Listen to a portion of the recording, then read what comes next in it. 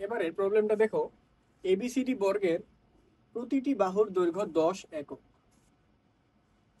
ই BC এর উপর একটি বিন্দু এবং এবিই এর ক্ষেত্রফল হচ্ছে 40 বর্গ একক। তাহলে ডিই এর দৈর্ঘ্য কত? তাহলে দেখো আমরা আগে একটা বর্গ এঁকে নিই। ধরো যে আমরা একটা বর্গ এঁকে নিলাম।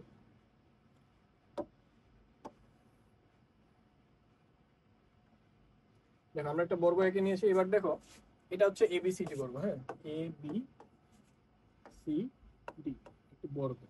এবার দেখো কি বলছে, প্রত্যেক বাহুর দৈর্ঘ্য কত? 10। এবং ই হচ্ছে বিসি এর উপর একটা বিন্দু। ধরো যে আমি ই বিন্দুটা এখানে নিলাম, এটা হচ্ছে আমার ই বিন্দু, ওকে।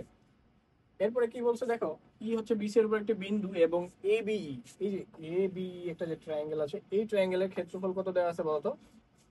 40। ওকে, ট্রায়াঙ্গেলের ক্ষেত্রফল কত? 40 বর্গ একক। তাহলে আমাদের জিজ্ঞাসা করছে যে ডি ইকুয়াল হোয়াট, হ্যাঁ, ডি এই বাহুটার দৈর্ঘ্য কত? তাহলে দেখো এই যে ত্রিভুজ এ বিই, এটার যদি আমি ক্ষেত্রফল বের করতে যাই, তাহলে ক্ষেত্রফল কত দেওয়া আছে বলতো? আমাদেরকে দেওয়া আছে ক্ষেত্রফল হচ্ছে 40। আর আমরা জানি প্রত্যেকটা বাহু কত করে বলতো? 10 করে। তাহলে এই যে এর ক্ষেত্রফল বের করতে গেলে আমাদের কি লাগবে? ক্ষেত্রফলের ফর্মুলা কি বলতো? ত্রিভুজের হাফ ইন্টু ভূমি। ভূমি কত এখানে? বিই, যেটা আমরা জানি না। আর উচ্চতা কত বলতো? উচ্চতা হচ্ছে 10। এটা ইকুয়াল কত দেওয়া আছে? 40। তাহলে এটা ইকুয়াল 40 দেওয়া আছে। তাহলে তুমি এখানে তাকাও, যদি আমি এই 10কে ওই পাশে নিয়ে যাই, বা 10 দিয়ে আমরা উভয় পক্ষে 10 দিয়ে ভাগ করি, তাহলে কত আসবে বলতো? এখানে 4।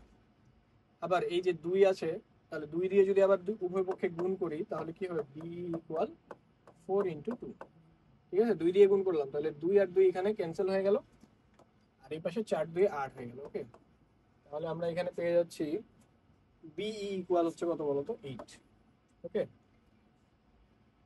বিই ইকুয়াল যেহেতু 8 হয়ে গেল, বি ইকুয়াল যেহেতু এখানে 8 হয়ে গেল, তাহলে সিই কত পাবো বলতো? সি ইকুয়াল আমরা পেয়ে যাবো 2। কারণ কি, বিসি একটা বর্গের বাহু, এটা কত? 10। তাহলে এটা হচ্ছে 2। আর এটা কত দেওয়া আছে বলতো? 10, কারণ এটাও একটা বর্গের বাহু। ওকে, এখন তোমাকে কি বের করতে হবে? ডি। যেহেতু এটা একটা সমকোণী ত্রিভুজ, তাহলে তুমি ডি মানে কি কিভাবে বের করবে বলতো?